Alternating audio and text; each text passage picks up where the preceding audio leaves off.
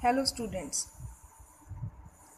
today we are going to start excretory system of human being. Last time हमने excretory system के बारे में पढ़ा था. excretion जो है उसकी definition पढ़ी थी. different organism में जो excretion होता है उसके processes को हम क्या कह रहे थे, उन organisms को हम क्या कहते थे, ये सब हमने पढ़ा था. उसके बाद हमने excretion in unicellular organism पढ़ा था जिसका एग्जाम्पल हमने अमीबा लिया था. उसके बाद में हमने एक्सक्रीशन इन मल्टीसेलुलर ऑर्गेनिज्म पढ़ा जिसमें हमने डिफरेंट ऑर्गेनिजम्स और उनके डिफरेंट एक्सक्रेटरी ऑर्गन्स के बारे में पढ़ा था. आज हम स्टार्ट करने जा रहे हैं human excretory system. Human excretory system जो है इसके डिफरेंट पार्ट्स हैं. फर्स्ट है इसमें पेयर्स ऑफ किडनीज हैं, पेयर ऑफ यूरेटर्स हैं and urinary bladder and urethra. ये इसके डिफरेंट पार्ट्स हैं.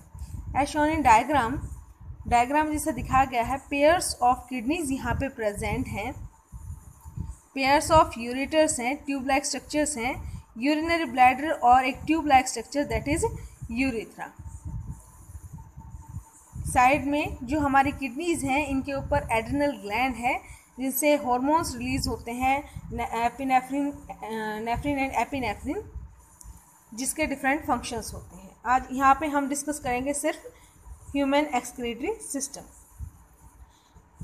इसमें सबसे पहले हम किडनी की बात करते हैं. तो किडनी जो होती है brown reddish solid bean shape की स्ट्रक्चर होती है जो कि हमारी एब्डोमिनल कैविटी में जो डोर्सल वॉल होती है वहाँ पे ये अटैच होती है. जो लेफ्ट किडनी होती है वो स्लाइटली हायर लेवल पे होती है देन राइट वन, और ये slightly near the middle line होती है. बॉडी की जो मिड लाइन होती है उसके बिल्कुल पास होती है. जो साइज़ होता है किडनी का, लेंथ होती है अप्रॉक्स 10 सेंटीमीटर, ब्रेड्थ होती है 5 to 6 centimetre and thickness is about 4 centimetre.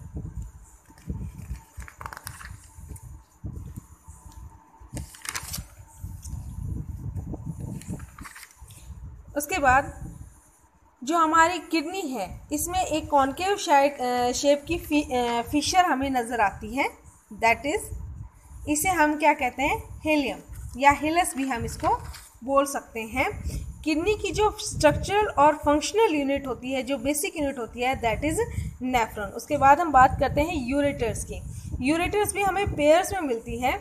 2 ureters मिलती हैं जिनकी लेंथ जो होती है अप्रॉक्स 30 सेंटीमीटर होती है. वाइटिश नैरो डिस्टेंसिबल मस्कुलर ट्यूब्स होती हैं ये, जो कि किडनी से यूरिन को कैरी करती हैं. कहाँ ले जाती हैं, यूरिनरी ब्लैडर में. ये जो पासेज है यूरिन का कहाँ से, किडनी से लेके यूरिनरी ब्लैडर में, किसके थ्रू, यूरेटर्स के थ्रू. ये पासेज पेरिस्टालसिस मूवमेंट के थ्रू अकर होता है. नेक्स्ट है हमारा यूरिनरी ब्लैडर. यूरिनरी ब्लैडर एक पियर शेप्ड सैक प्रेजेंट होता है जो कि पेल्विक कैविटी में प्रेजेंट होता है. पेल्विक कैविटी जो हमारी पार्ट होती है एब्डोमेन के पास, उसमें प्रेजेंट होता है.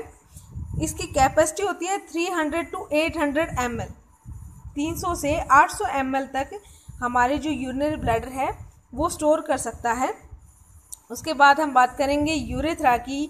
एक ट्यूब लाइक स्ट्रक्चर होती है जिसकी ओपनिंग जो होती है वो स्फिंक्टर मसल्स के थ्रू गार्ड की जाती है, जहाँ से ये यूरिनरी ब्लैडर के साथ अटैच होता है. जो यूरेथ्रा होता है इसकी लेंथ वेरी करती है मेल्स एंड फीमेल्स में.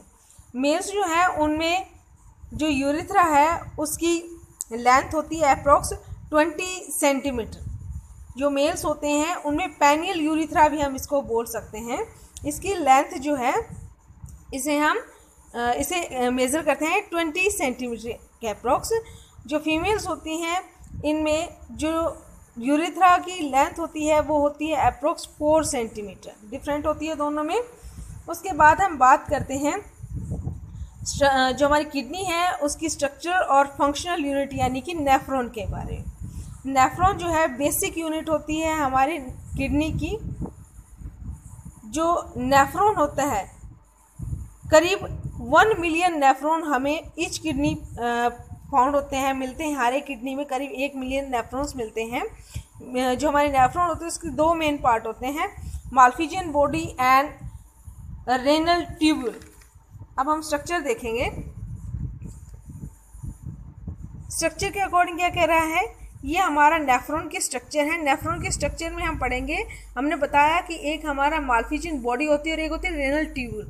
जो रेनल ट्यूब्यूल होती है वो ट्यूब लाइक स्ट्रक्चर होती है, और जो ये ऊपर का कप लाइक स्ट्रक्चर हमें दिखाई दे रही है, ये हमारी क्या है, माल्फिजियन बॉडी। माल्फिजियन बॉडी जो है उसके दो मेन पार्ट होते हैं। First one is glomerulus and second one is Bowman's capsule. Bowman capsule एक ब्लाइंड सैक होता है, कप लाइक शेप होती है इसकी। और जो हमारा ग्लोमेरुलस होता है ये एक तरह से नेटवर्क होता है आर्टरी कैपिलरीज का, ब्लड कैपिलरीज का, जो शुरू होता है हमारा एफ्रंट आर्ट्रियोल से और क्या प्रोवाइड करता है, इफ्रंट आर्ट्रियोल्स प्रोवाइड करता है। जो रेनल ट्यूब्यूल है इसके तीन मेन पार्ट हैं, पीसीटी यानी प्रॉक्सिमल कॉन्वोल्यूटेड ट्यूब्यूल, डीसीटी यानी distal convoluted tubule and middle section that is Henle's loop. जो हमारी डीसीटी है वो ओपन होती है कलेक्टिंग डक्ट में। यहाँ पे हम पढ़ेंगे जो हमारी माल्फिजियन ट्यूब्यूल है, हमने बताया कि उसके दो मेन पार्ट होते हैं, that is Bowman capsule and glomerulus. जो हमारा बोमेन कैप्सूल होता है एक blind cup shape border end जो नेफ्रॉन बॉर्डर एंड होता है नेफ्रॉन का। जो ग्लोमेरुलस होता है bunch of fine blood vessels होता है। It develops from afferent arteriole and give rise efferent arteriole. इसका बेसिक फंक्शन क्या होता है ग्लोमेरुलस का, it functions as a filtration unit. उसके बाद हम बात करते हैं रेनल ट्यूब्यूल की। रेनल ट्यूब्यूल के भी तीन पार्ट हमने बताए, PCT, DCT and Henle's loop. जो हमारी डीसीटी है ये कलेक्टिंग डक्ट में ओपन होती है। जो यूरिन है उसको कहाँ अल्टीमेटली कहाँ ड्रेन करती है, कलेक्टिंग डक्ट में।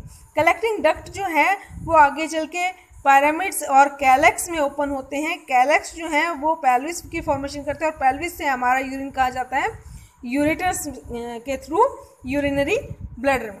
जितने भी हमारे नेफ्रॉन के पार्ट होते हैं, रेनल पार्ट जो हमारा है पीसीटी, डीसीटी और हेनलेज लूप, ये सारा हमारा रेनल आर्टरीज और रेनल वेन से कवर होता है, जो इफ्रंट आर्ट्रियोल से रिलीज होते हैं।